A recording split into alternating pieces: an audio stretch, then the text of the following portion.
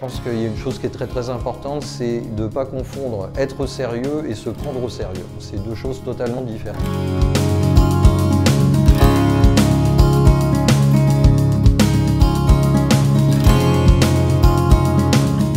Bonjour, moi c'est Antoine Parlangier, j'ai été diplômé de l'UTC en février 97. J'ai fait génie chimique à l'époque, maintenant ça s'appelle génie des procédés, parce qu'il venait d'ouvrir la filière qualité, sécurité, environnement et qu'on était beaucoup à vouloir verdir notre parcours d'ingénieur. Et l'autre particularité du génie des procédés, c'est aussi que c'est très interdisciplinaire, donc j'ai fait de la mécanique des fluides, j'ai fait de la thermodynamique, j'ai fait de la résistance des matériaux, évidemment du génie des réacteurs, de la thermochimie, et je pense qu'il n'y a aucune branche à l'UTC qui en fait offre autant de disciplines physiques. Ça m'a permis d'acquérir une culture scientifique qui m'est encore très utile aujourd'hui. Et en fait, la raison pour laquelle j'ai été diplômé en février 97 et non pas en automne 96, c'est parce que j'ai pris 6 mois pour monter avec un groupe d'amis la première comédie musicale de l'UTC, qui en l'occurrence était le Rocky Horror Show.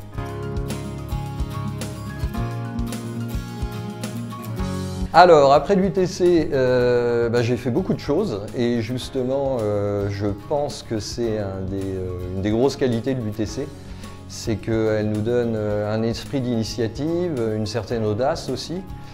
Et je pense aussi que les étudiants sont sélectionnés sur leur curiosité. Donc j'ai fait grand usage de tout ça. Donc après l'UTC, j'ai fait un DEA en environnement et développement durable, ce qui à l'époque était aussi probablement une des premières formations de France, au moins à ce niveau académique-là. Je suis parti en Afrique travailler sur l'origine et les caractéristiques et la dynamique de la pollution des eaux dans les grandes villes subsahariennes.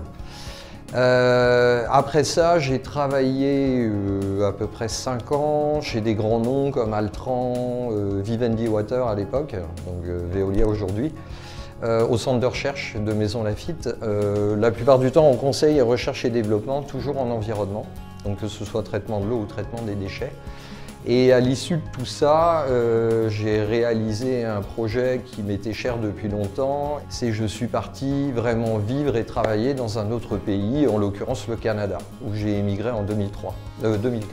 Au Canada, j'ai fait beaucoup de choses aussi parce que c'est dans la culture nord-américaine, de toute façon, de changer. On est tous journalistes slash pizzaiolo slash informaticiens à tour de rôle.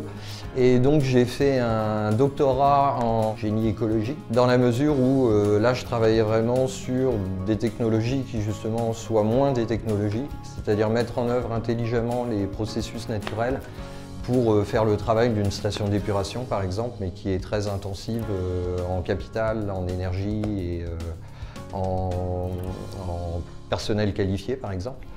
Donc j'ai travaillé là-dessus en doctorat. Après, je suis devenu journaliste scientifique pour la plupart des grands médias canadiens. Ensuite, j'ai fondé une compagnie qui utilisait des drones pour faire de l'imagerie scientifique et technique et souvent du diagnostic environnemental, toujours le fil rouge. Et finalement, avec le début de la pandémie, j'ai rejoint un projet qui a développé les premiers masques de grade médicaux et FFP2, FFP3, hautement réutilisables et lavables en machine comme n'importe quoi d'autre au monde. Je pense que l'UTC a été conçu dès le départ comme une alternative à un système quand même un peu castrateur, enfin un peu un rouleau compresseur sur les individus. Et mon meilleur conseil, ce serait finalement de cultiver cette chose-là. Donc cultiver vos singularités, cultiver votre originalité, cultiver votre volonté de faire avancer les choses de manière différente en fait. Parce qu'on voit bien que finalement le conformisme nous a amené à quelque chose de pas très viable. Donc on a besoin de gens rigoureux, mais qui soient aussi des innovateurs.